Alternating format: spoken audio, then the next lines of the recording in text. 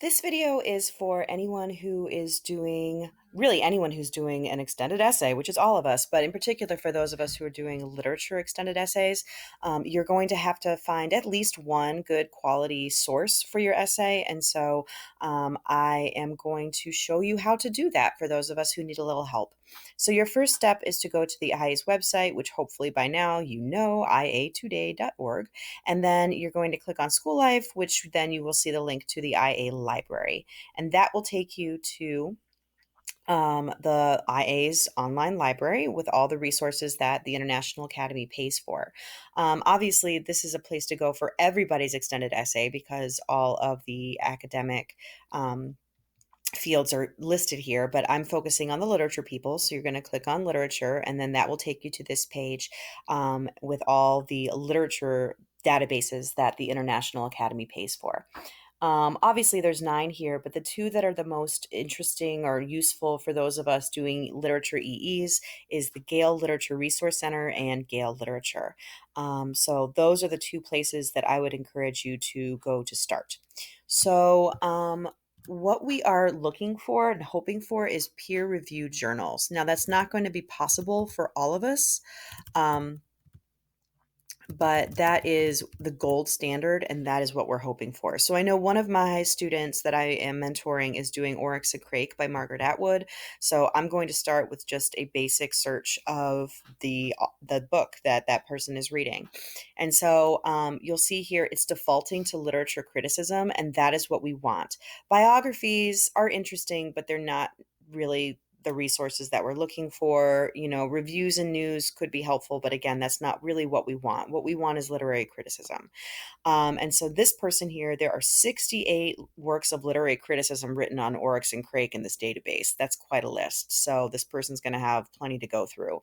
I would also encourage you to click on peer-reviewed journals, and that is going to narrow the field even further just to, again, the gold standard of resources.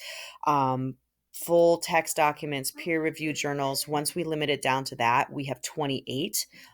So again, this person still has a lot to go through and look, and that's good. The more we have, the easier really it is for you to think of your argument and to find some supplemental resources to, help beef up your argument. So that is Gale Literature, and then Gale. Sorry, that's Gale Literature. So Gale Literature Resource Center is going to look very similar, and it's just another place to go to find sources. So Oryx and Crake, I'm going to search that one again. And this one, we have 134 works of literary criticism. And again, plenty to go to start and get a good start finding research here. Now, I have a student who's doing an author who's more current and a novel that is more current. And so for those of us who are doing more current novels, it just might be a little bit more of a challenge to find sources. And that doesn't mean that you made a bad choice. It's a good book, and these are new books are going to be completely appropriate and fine.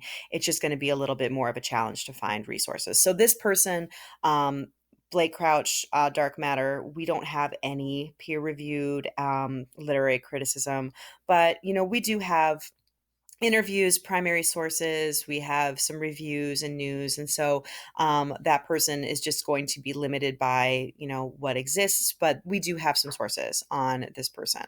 But again, if you can find peer-reviewed journals that of literary criticism, that is ideal. It's not the only thing you can use, but it is ideal. And it's what I would encourage you to look for if at all possible.